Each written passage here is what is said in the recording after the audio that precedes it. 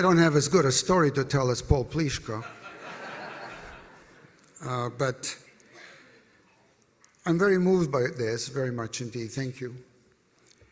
But I have to confess to a couple of things, that when I was growing up and studying music and all that, for the first couple of decades of my life, I was not interested in Ukrainian music at all.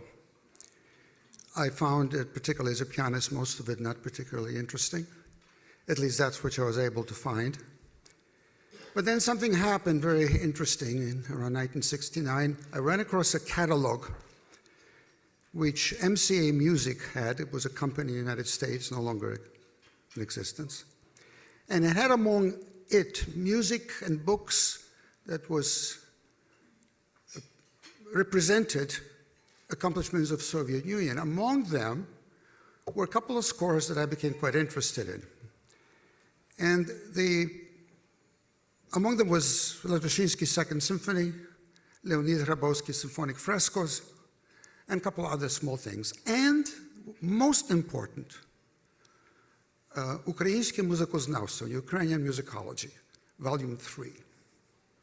I remember that very, very well because I read it, I went through the score, and from then, the bug got me. And it became very important for me not only as a human being, but also as a musician, in a sense that I began to be very much interested in what was going on at that time. Unfortunately, within the Ukrainian community at that time, that information was not particularly easy to get a hold of. But I met a couple of musicologists and a couple of performers who were on Fulbright grants in Soviet Union. One of them was a man called Joel Spiegelman. And I went to see him in 1971, and he gave me some scores. And in 1970, also an address, very important, the address of Valentin Silvestrov. So I wrote. I didn't know what was going to happen, whether I would get a reply or not, but I did get a reply. And then in the letter, I also mentioned that I would like to, if possible, hear from a man called Leonid Hrabowski. Well, a couple of weeks after that, I got a letter from Lonya. And in 1972 began my love affair, and at times my hate affair with Ukraine. And by that I mean sometimes it was very frustrating to deal with the system over there. But in '74, I paid my first return visit, my first time to Kiev, and from that point on, I felt that sort of my work justified my being. And I found that to be extraordinarily rewarding. And to this day, my friendships with these composers and performers is going to last to the end of my days.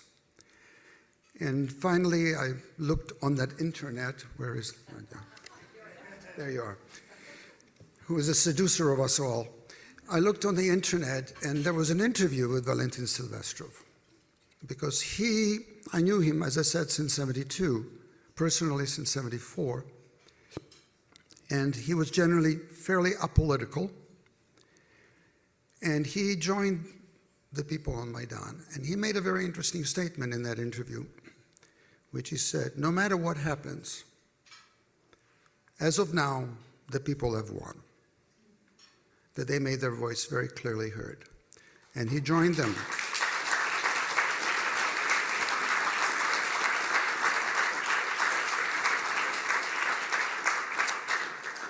And he joined them, and many of my composer and performer friends with whom I kept that infernal email going back and forth, notified me of what was going on, sending me pictures and all sorts of other information, including from Hrabowski, who was just there, who is there, who had a concert there of his music on December the 5th, sent a minute-by-minute account of what was going on there. So I think this event for me is very, very important, very personal.